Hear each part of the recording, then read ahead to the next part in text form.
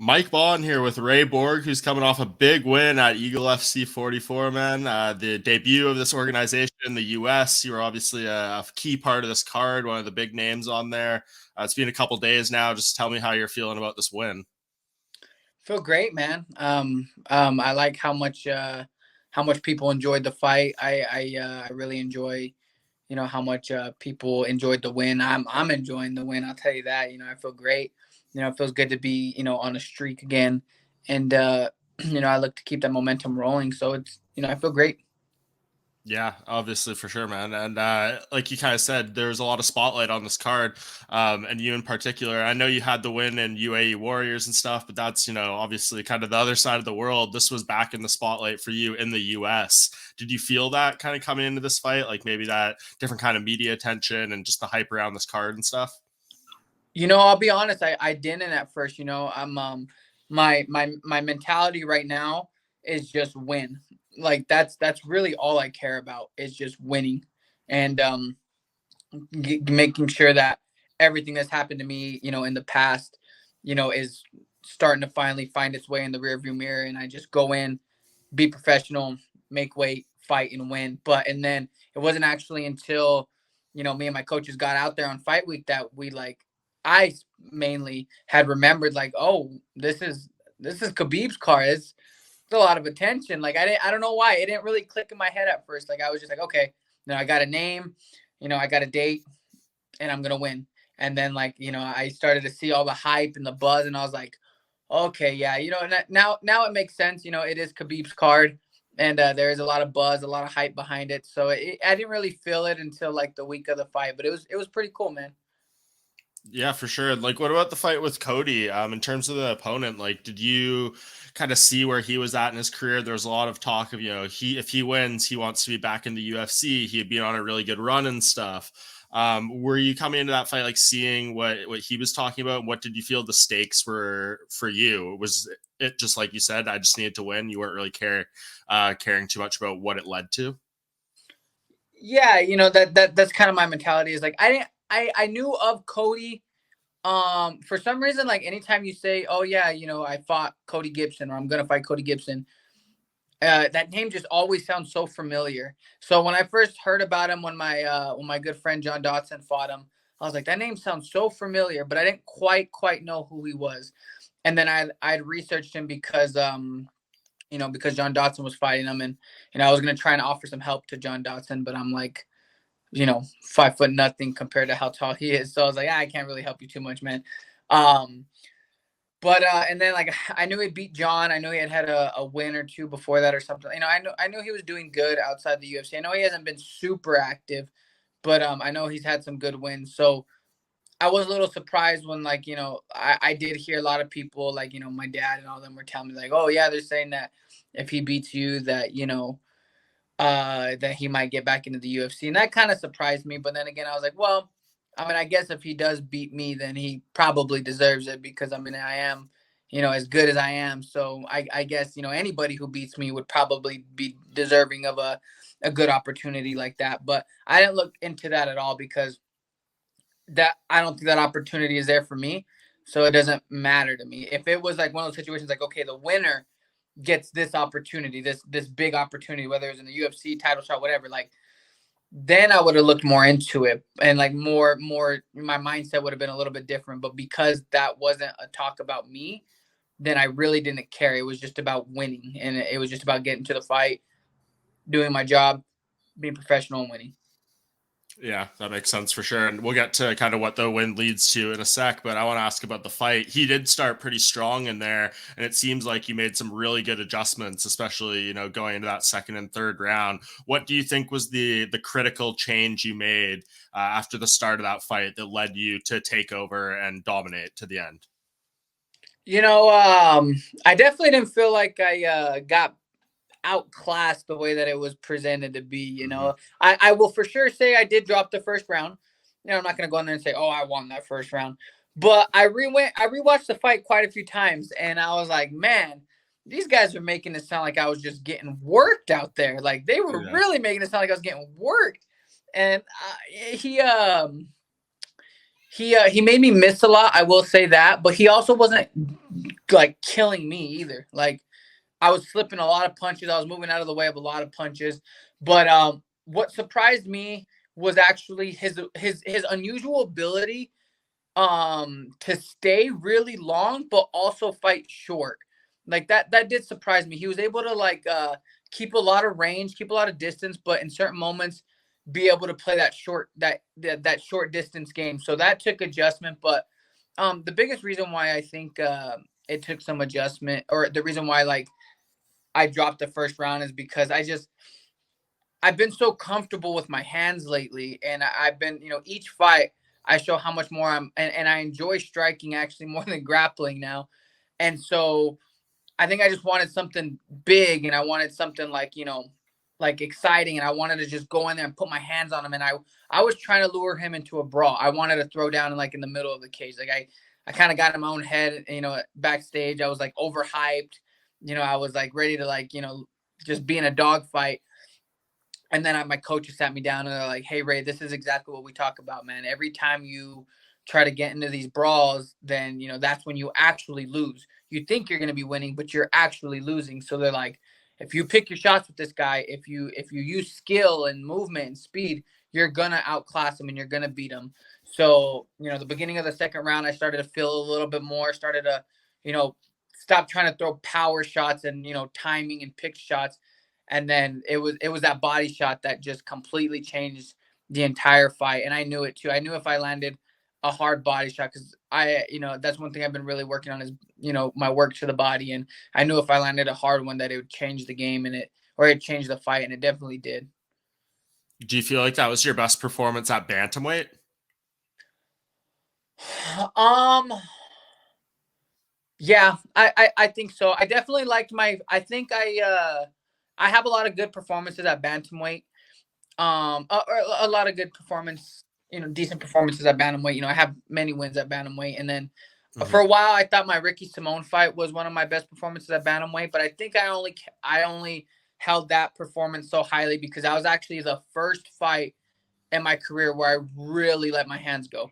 We were just boxing, and so I think that's why I kind of held that fight up a little bit high. But I think for me, the reason why this is probably my best performance at bantamweight is because sometimes you have to go through things and experience things to understand where you are. And this past weekend showed me that I really am a veteran in this sport, because I managed to, and I guess that's what I used to like to envy like DJ and stuff like that about. Not envy, but I used to really look up to DJ about, is the way that in the middle of a fight he can just completely rearrange his mind, completely look at things differently to win the fight. So for me, that was my best performance because I was able to go in there and prove that I'm a skilled veteran by saying, okay, I messed up the first round. I did this. Now I'm going to completely do something different and win the fight. And I did.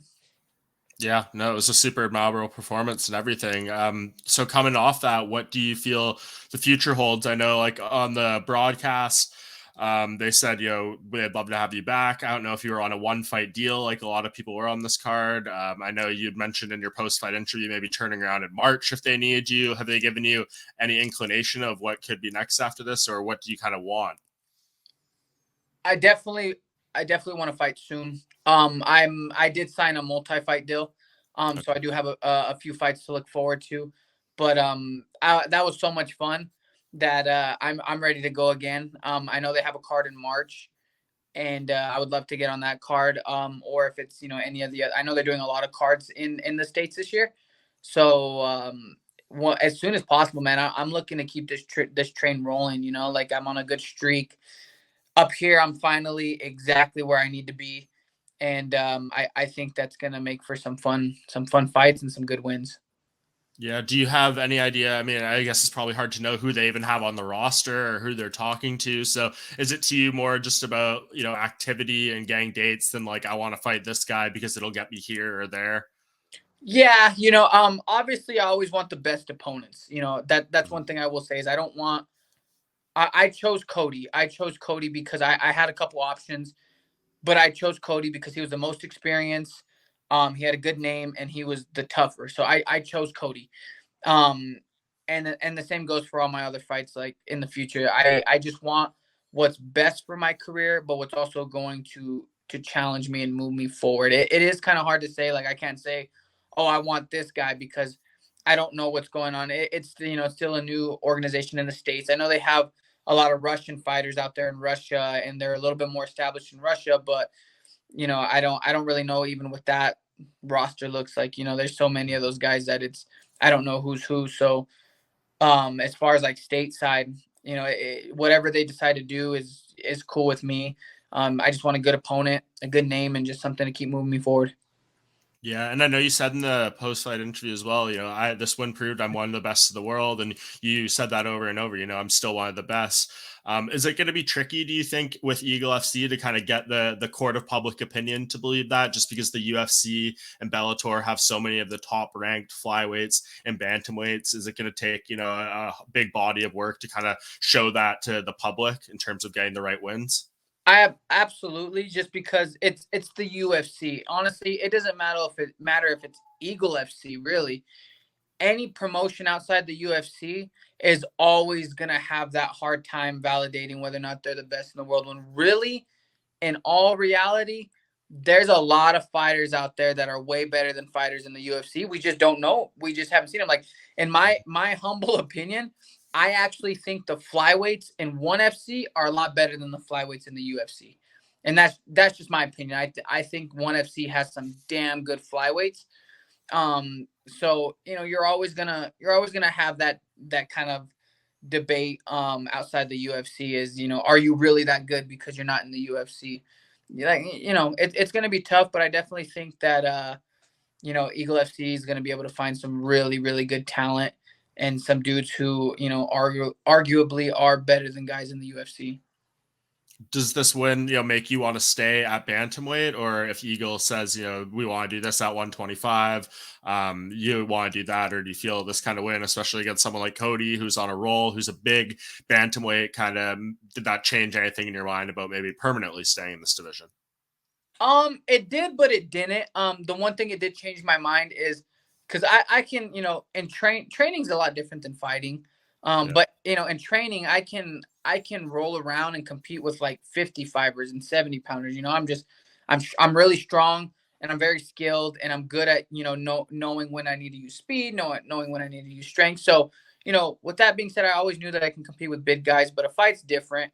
And for a while, I did always feel that maybe I was undersized for 35. I am on the smaller side for 35ers, but my last two opponents were both big dudes. Like, because my Abu Dhabi fight didn't get a whole lot of media attention, a lot of people kind of overlooked that fight. But honestly, I think Jesse Arnett might have actually been bigger than Cody. Height Yeah. wise, they were about the same size, but Jesse was just really wide, really strong, and I competed great against both these guys. So I have a lot more confidence that I can compete with these bigger guys. But this obviously is going to take a lot of convincing. But my heart's still at 25, and the way that I have things now, the mature approach that I have to dieting and the mature approach I have to cutting, I definitely think I 100% know I can make flyweight no problem. Like, of course it's going to suck. My cut to 35 suck. Every weight cut sucks, but Yeah. I can do it and I can do it without issues is a thing. I've just grown so much maturity over the last year and a half, and my heart's at 25, but I'm definitely confident that I can fight all these dudes at 35 if they want me to. Yeah, and in fairness, if they get you for March 11th, which is the return back to the stateside for Eagle FC, is it probably fair to say that would be a bantamweight fight? I mean, it's like 6 weeks away. Do you want to know soon if you're going to be fighting on that card? Yeah, that one for sure would be a bantamweight. Yeah. If I do flyweight, I will say it will take a few months for me to not cut the weight, but I became so like real with myself, or I come to terms with that I was probably going to be stuck at 35 because there was nothing going on at 25 outside the UFC. So I started to kind of adjust my body accordingly. Like I started lifting a lot to where now I'm lean at like 140. I don't get bigger than 147 anymore. That's what's cool. And that's what shows my maturity is I used to, here's the crazy part. I was talking to someone about my flyweight cuts before. Rogerio Bontorin had missed weight for one of his fights, and they were commentating, and they were like, "Oh yeah, Rogerio says he needs 8 weeks to cut for a fight because he cuts from like 160." And I'm over here acting like a keyboard warrior on the side, and I'm like, "That's disgusting. What the hell's wrong with that guy?" Then I literally like 2 seconds later was like, "Oh wait, never mind, never mind." Because I used to try and start my cuts from 165, a very unhealthy 165, not like a big buff 65, just a really food and beer infused 165. But now I don't get bigger than 148. I've learned to control my life and learn to, to prioritize certain things. And I'm real strong and lean at 148. But for me to comfortably move to 125, I'd have to walk around comfortably at about 141 for my own comfort. So that I feel like that would take, a few months to do it right instead of trying to do what I've done my entire career where I kamikaze weight cut and try to just drop like 20 pounds in a month. So, Yeah. I definitely think it'd take a couple months to adjust my body accordingly. No, that all makes sense, man. And I'm glad to hear that. And, we don't need to go into, details of everything you've been through, but just talking to you now, this has seemed like you're in a really good place, both physically, mentally. I thought you looked great in there in the fight and everything. So I'm really happy for you, man. And happy to see you get this win and happy to see you get this shine back on a platform like this. Cool. Yeah, man. It's great. I was actually talking to a friend of mine and I told him that it feels good to get this win. And I feel like, this win for some reason kind of has really feel like it started to put everything in the rearview mirror. And there was no negativity towards me, not even before the fight. I've always seen it up and down where people are like, "Oh, he's gonna pull out, he's gonna miss weight." I finally stopped seeing that, and it feels good to have the people behind me again.